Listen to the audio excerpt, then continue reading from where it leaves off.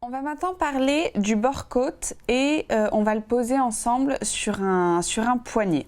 Le bord-côte, j'en parlais en introduction, il s'agit d'un tissu qui est tricoté maille endroit puis maille envers, ce qui fait qu'on a une super grande extensibilité et on l'utilise souvent pour l'encolure et les poignets.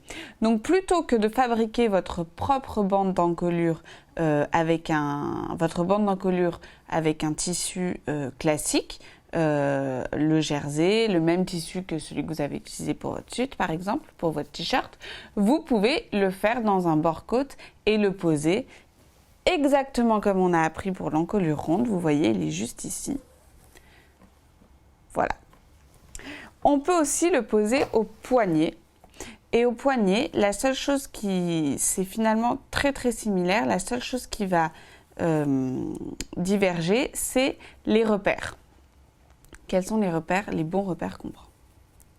Sachez que notre bord-côte au poignet, on peut s'amuser un petit peu avec, puisque comme le tissu est extrêmement extensible, on peut avoir un poignet tout petit, très très fin, qui pour autant ne sera pas gênant à porter.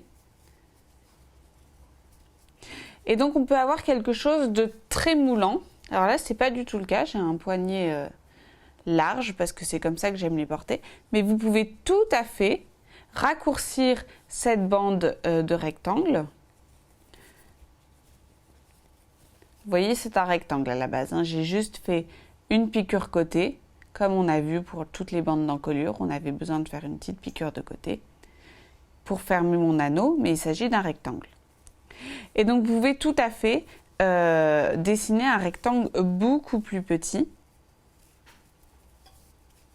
et faire un poignet qui vienne vraiment enserrer votre propre poignet. Et dans ce cas, vous aurez un effet beaucoup plus blousant si vous repartez du patron.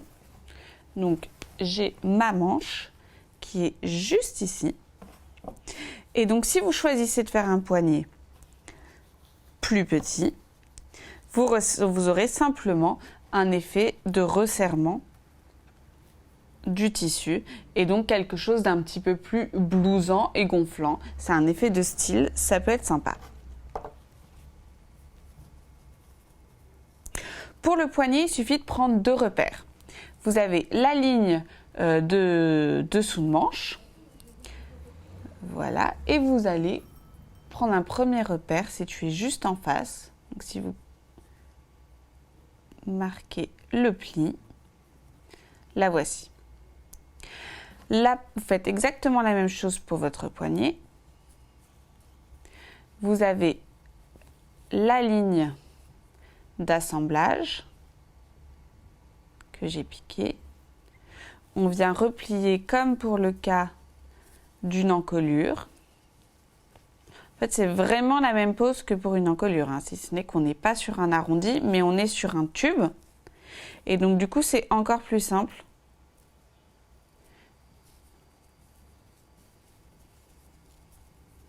Voilà.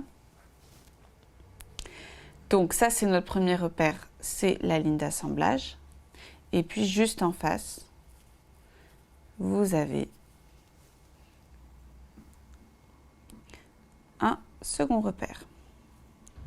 Vous positionnez endroit contre endroit, bord à bord, votre bord-côte sur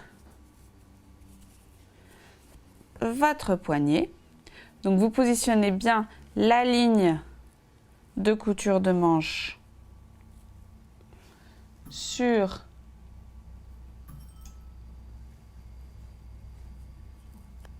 la ligne d'assemblage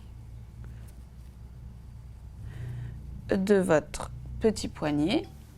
Les deux repères que vous étiez allé chercher il y a 30 secondes, vous les positionnez l'un sur l'autre. Et vous voyez, votre bord-côte, votre poignet, il est beaucoup plus petit que le bord de la manche, que l'emmanchure, tout simplement parce qu'il va venir resserrer un petit peu notre manche. plus ou moins, ça c'est stylistiquement selon ce que vous avez décidé de votre côté. Et là, c'est comme une encolure. On va venir tirer légèrement sur les deux tissus, les deux pièces, et on va venir épingler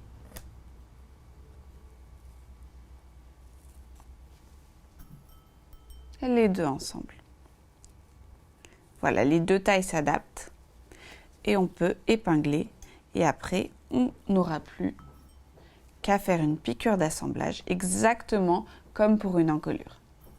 Et vous vous souvenez, c'est ce que je disais il y a quelques temps au début de ce cours, c'est que lorsque vous faites cette piqûre, n'enfilez surtout pas votre manche sur le bras libre de votre machine, tout simplement parce que si vous faites ça, vous allez déformer votre manche et selon les tissus et les mailles utilisées, vous allez faire gondoler, déformer et gondoler le tissu, ce qui serait vraiment dommage.